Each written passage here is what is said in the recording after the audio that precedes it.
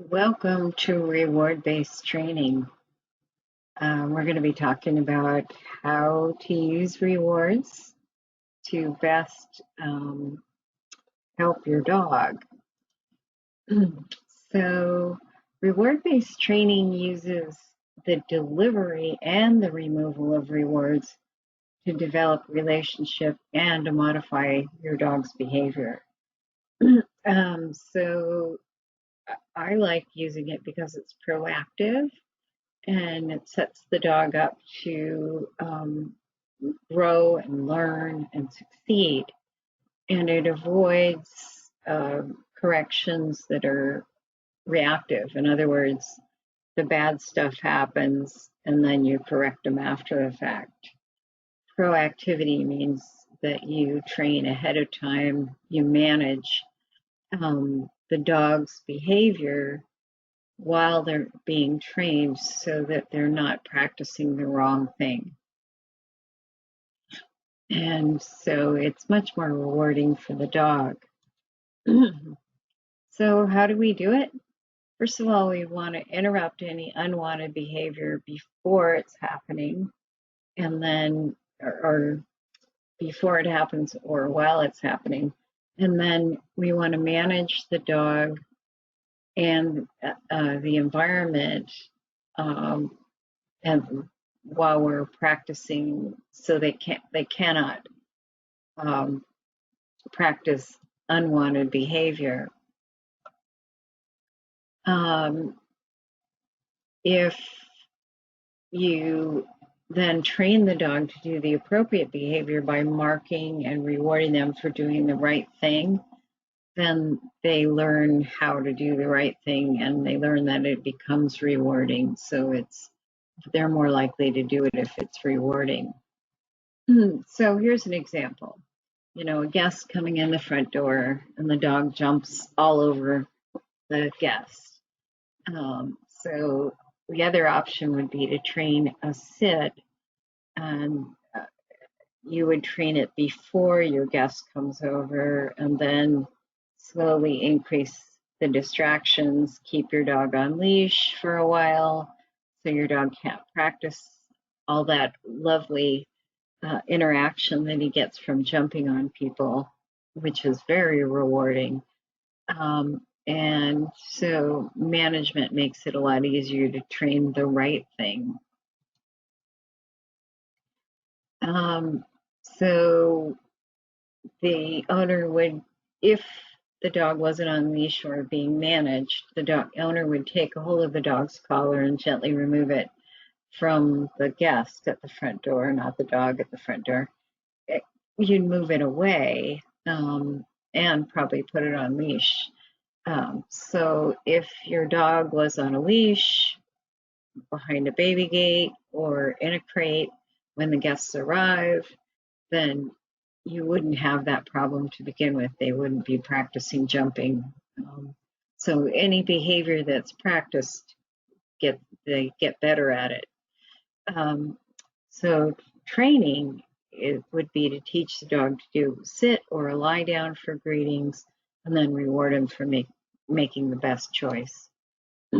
So here's Monica and Jojo, and they're practicing their sit with nobody else around in a new location. So Jojo isn't too excited, and so it's easy for her to sit here. But if another dog were to walk up, that would be really challenging, or another person. So you can see a lot of relationship going on there. So it's all about the rewards and how you deliver them. So first of all, we have to find out what is rewarding to your dog.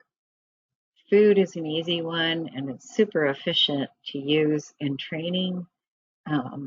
But some dogs don't like food, and so we have to find something else. Movement is very rewarding. Play, sniffing, allowing your dog to sniff, going with them, following them when they're sniffing is super rewarding for them. Praise can be rewarding, although sometimes I think it's more rewarding for the people than for the dog. Tactile patting, belly rubs. It's not a natural dog thing, but some dogs really love cuddling. Others don't like to be touched at all, or they don't like being touched in public. I just worked with a dog like that this week. Games, fetch, tug, chase, toys. There's just so many games. We could have a whole seminar on that. So activities, going for walks, training, searching for treats in the grass, doing agility, and then just cuddling or hanging out with you is always hopefully a good thing for your dog. But every dog is different. So you can't just blanket say all dogs love treats or all dogs love balls. So you really need to find out what your dog values the most and then work to train new reinforcers. Obviously, a ball is pretty reinforcing for this dog in the picture. So we use food because it's a primary reinforcer. You have to have food to live. So we might as well use the food to train versus just putting it in a bowl and putting it on the floor for the dog to have. They don't have to do anything to get that. Excuse me. Most dogs value food, soft, meaty based treats. Low value food would be grain based or kibble, something they get a lot of. So you can always cut back your meals to compensate for treats, and a hungry dog is always easier to train than a dog that's not hungry. Food is efficient, meaning that you can get a lot of training in a little bit of time, which sometimes we don't have as much time. So we want to get as much out of our moments in life as we can. Use a variety of treats because if the dog never knows what's coming, it's far more rewarding to them. And it's a little quicker than a belly rubber or fetch. So non-food rewards, we talked about before, play, activities, tactile praise, comfort. Those maybe need to be trained to become more valuable. We're going to talk about that a little bit.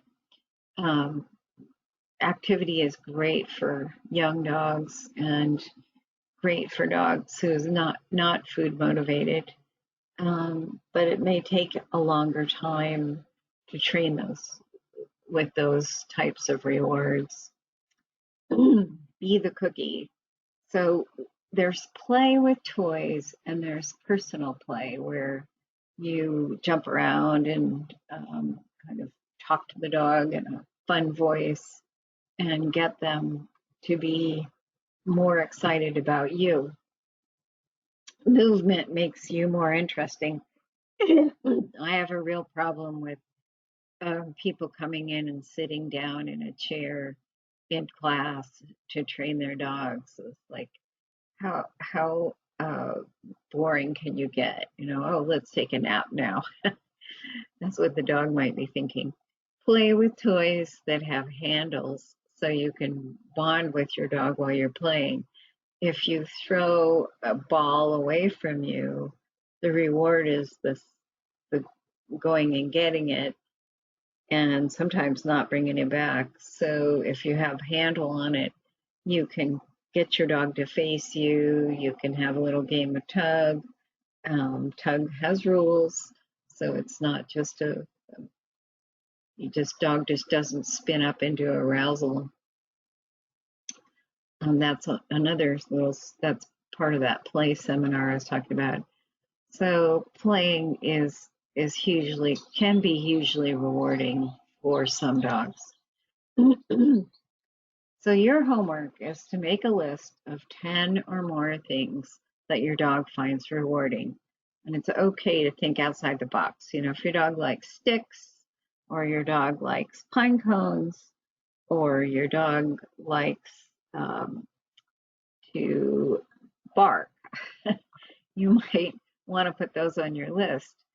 So if it's something that's annoying, you may want to put it on the annoying side of the list. Chasing squirrels might be rewarding for the dog, but you have a hard time controlling that reinforcer. So try to think of things that you can have a little control over. And rank your items on the list for 1 for the least valuable and 10 for the most valuable. And then use that list to train your dog a behavior like sit or down or sit for company when they're coming in the door. And so hopefully this knowledge of these reinforcers will be coming very handy for you. This is something my grandmother always said to me: inch by inch, life's a cinch, yard by yard, life is hard. So I just wanted to pass that information along. It's with dog training, a lot of it is inch by inch. So thank you so much. We really appreciate you, and thank you for believing in our program and our trainers, and for being committed to training your dog. That means a lot to us. And so I hope you guys will have a wonderful life ahead, and we'll be offering more online uh, content in the future, and so we'll be posting it on our calendar. Alrighty, well, looking forward to seeing you more in the future. Bye bye.